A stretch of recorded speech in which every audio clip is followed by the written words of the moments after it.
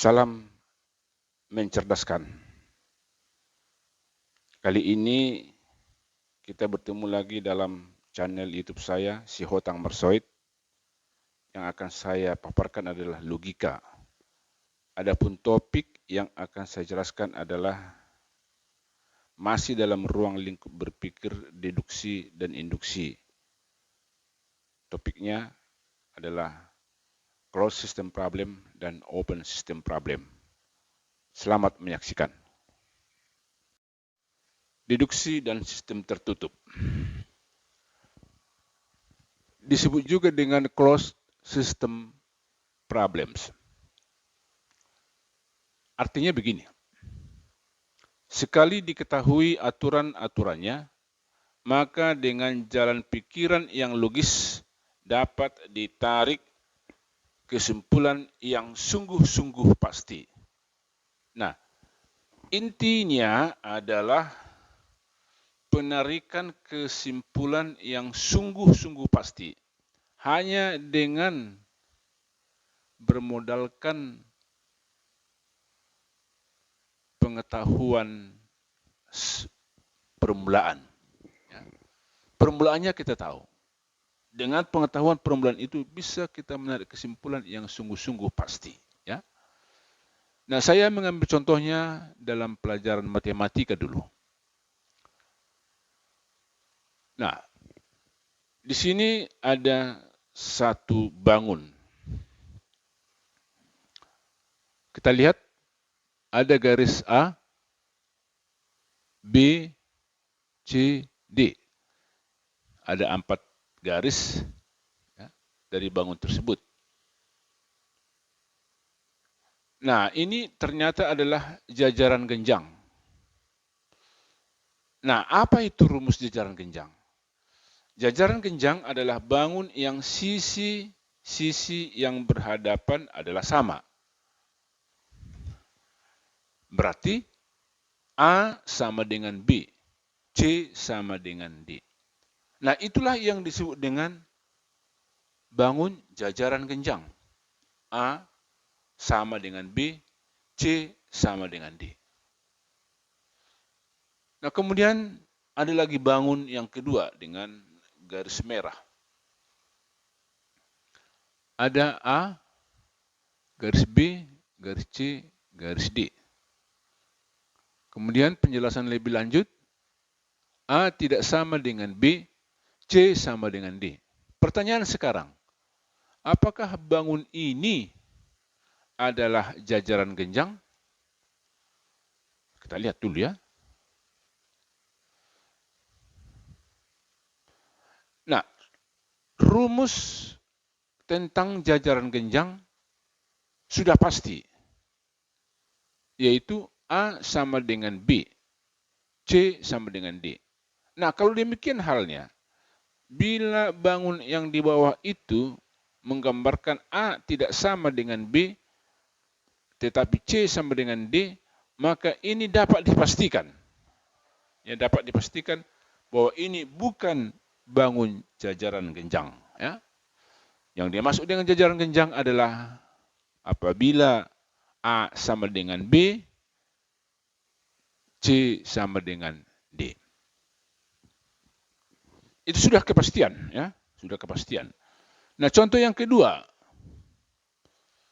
kita mengetahui segitiga berarti mempunyai 3 sudut yang jumlahnya sama dengan 180 derajat.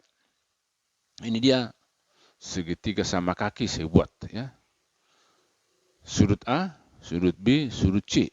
Nah, ketiga sudut ini jumlahnya sama dengan 180 derajat, ya. 180 derajat.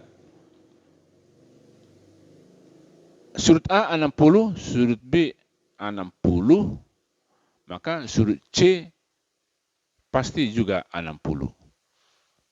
Atau misalnya nanti kalau sudut A sama dengan 60, sudut C sama dengan 60, maka sudut B walaupun belum ditulis itu sudah pasti 60. Kita bisa menarik kesimpulan yang sungguh-sungguh pasti itu, ya.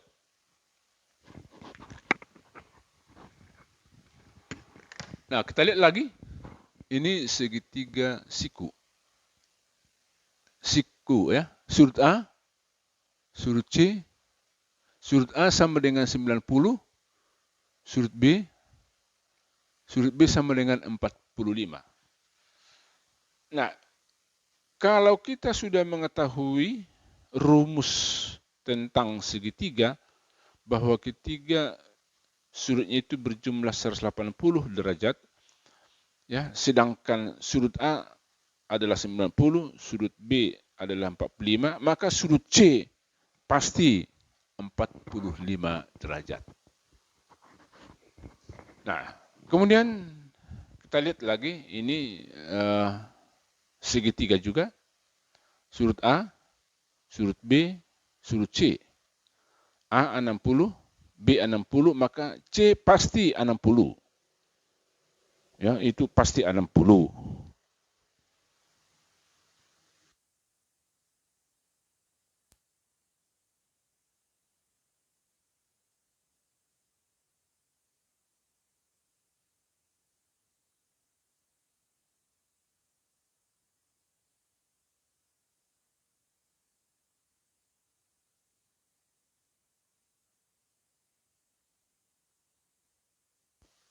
Pasti 90. Tetapi B di situ tertulis 60. Maka ada kesalahan. Ya. Seharusnya 90, bukan 60. Kalau demikian, maka itu bukanlah segitiga namanya. Ya. Baik, saya buat juga contoh yang tidak tertulis di sini. Saya buat contoh begini. Apabila saya berdiri dan punggung saya menempel di dinding. Kemudian saya melangkah satu langkah ke depan. Nah, apa yang terjadi? Ya, apa yang terjadi? Maka tubuh saya dengan dinding akan ada jarak, ada space kosong, ada ruang kosong yang berjarak satu langkah. Kemudian,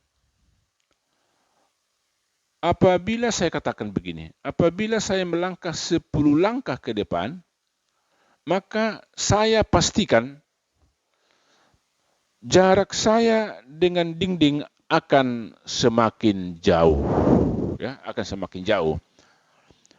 Padahal hanya satu langkah saja saya menunjukkan contoh.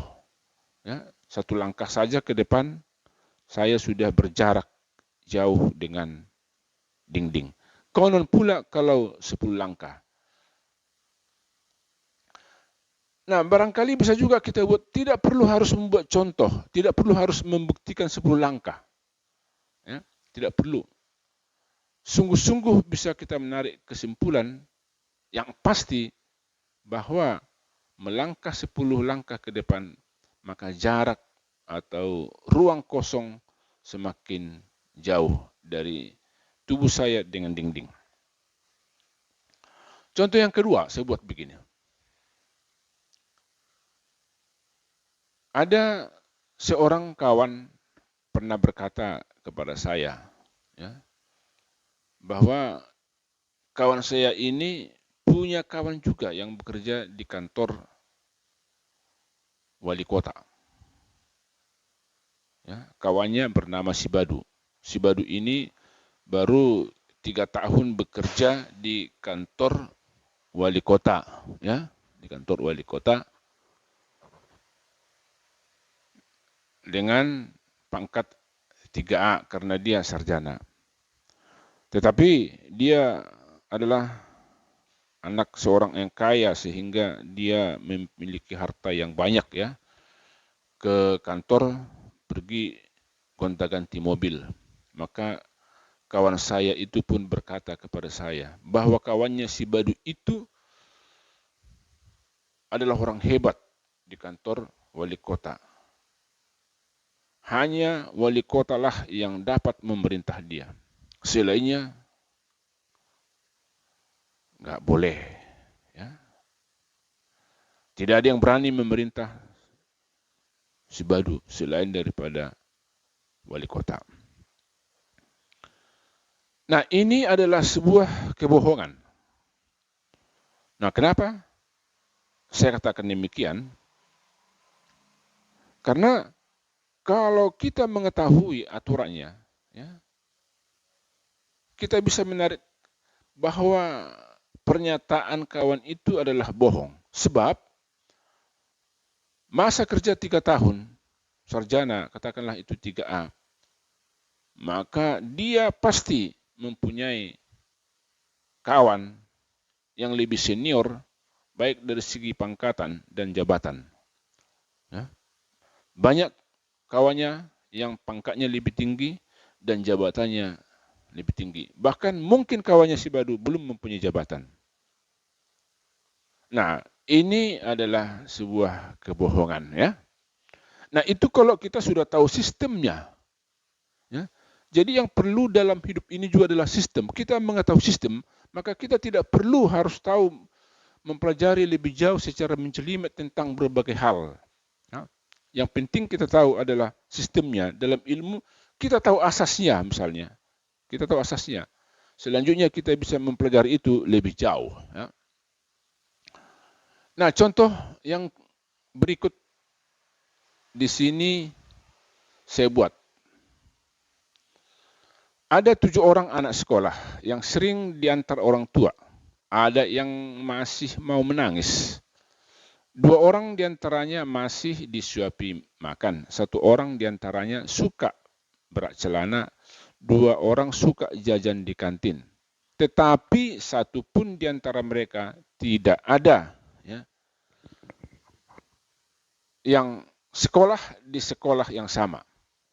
Ada juga diantaranya yang menginginkan pindah supaya sekolah di sekolah yang sama. Pertanyaan, di manakah ke-7 anak itu sekolah?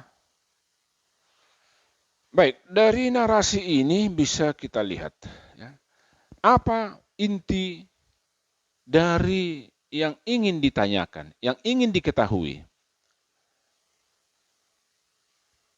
Hanya satu, yaitu di manakah ke-7 anak itu sekolah. Itu saja. Nah, mungkin banyak bunga-bunga atau banyak keterangan-keterangan lain. Memang, tetapi keterangan-keterangan itu tidak memiliki korelasi atau tidak mempunyai urgensi untuk menjawab pertanyaan tersebut. Nah, untuk mengetahui di manakah ke-7 anak itu sekolah, maka di dalam narasi itu juga kita ketahui ada intinya, yaitu apa? Tetapi 1 pun di antara mereka tidak ada yang sekolah di sekolah yang sama. Nah, kalau begitu, di manakah, ya, dikatakanlah ke-7 orang itu adalah si A, si B, si C, si D, si E, si F, si G. Nah, bisa kita buat contoh. Si A sekolah di sekolah 1. Si B pasti tidak bersekolah di sekolah 1. Kalau begitu di sekolah mana? Sekolah yang lain. Nah, kita katakanlah itu sekolah 2. Kemudian si C. Si C pasti bukan di sekolah 1 dan bukan di sekolah 2. Kalau begitu di mana? Di sekolah 3. Nah, begitulah seterusnya. Ya. Itulah kepastiannya. Bahwa mereka tidak bersekolah di sekolah yang sama. Baik. Kemudian saya masuk pada sistem terbuka atau open system problems.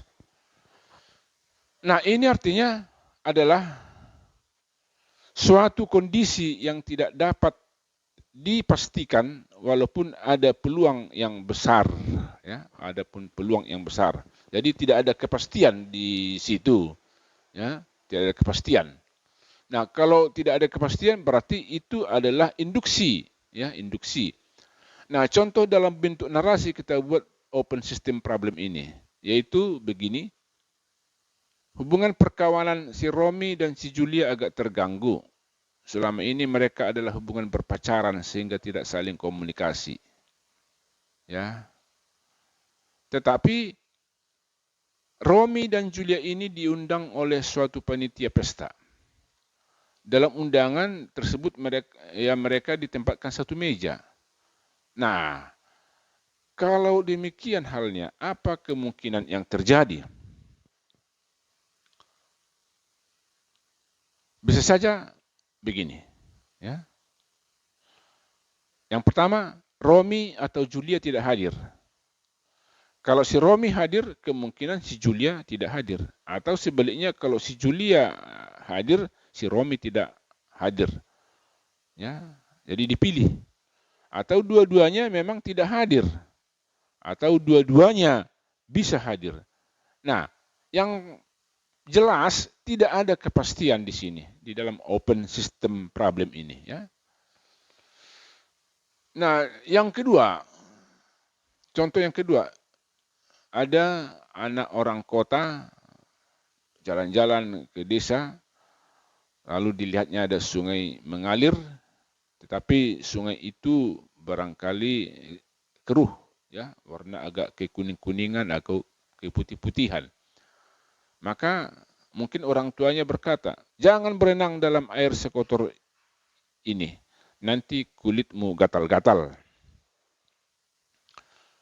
Nah, apakah pasti gatal-gatal? Oh, tidak. Tidak. Belum tentu. Mungkin memang ada pengalaman seseorang kalau mandi di air keruh akan gatal-gatal. Ya. Tetapi kemungkinannya juga kalau dia mandi tidak akan gatal-gatal. Ya. Sebagai contoh kita buat perbandingannya, kalau kita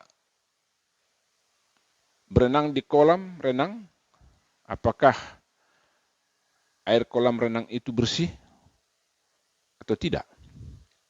Padahal menurut penelitian air kolam itu sudah dipastikan mengandung air seni sekian persen, juga mungkin ada bekas dahak atau mungkin juga bekas kulit-kulit orang mandi di situ yang sudah penyakit gatal-gatal, ya di situ semua. Padahal air dalam kolam renang itu tidak berputar, ya, tidak mengalir, sedangkan sungai mengalir dia. Nah, manakah yang lebih jorok sebenarnya? Kenapa orang kalau mandi di kolam renang tidak dikatakan gatal-gatal? Padahal di situ sudah berkumpul dari waktu ke waktu berbagai air seni orang yang tidak kita ketahui. Air dahak orang, ya, atau dahak orang, atau mungkin juga buang ingus di situ, bisa saja.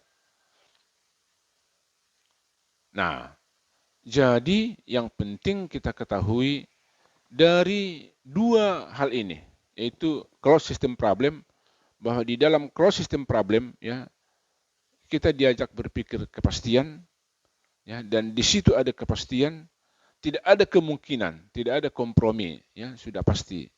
Sudah pasti misalnya matahari pasti terbit besok pagi. Matahari pasti terbenam nanti sore. Ya, matahari pasti akan memancarkan sinar yang panas. Nah, kalau air dipanasi hingga mencapai 100 derajat Celcius pasti mendidih. Nah, itulah kepastian. Ya, itu kepastian. Sedangkan kalau di dalam open system problem, itu hanya probability, kemungkinan. Hanya ada kemungkinan di situ. Tidak boleh ada kepastian. Nah, katakanlah, kemarin dulu hujan. Kemarin hujan. Nanti apakah akan hujan? Tidak bisa kita pastikan, walaupun sudah 2 hari berturut-turut hujan. Nah, itulah di dalam sistem ya open atau sistem terbuka yang kita kenal di dalam berpikir induksi. Baik, saya pikir penalaran tentang deduksi dan induksi sudah berakhir sampai sekian. Terima kasih.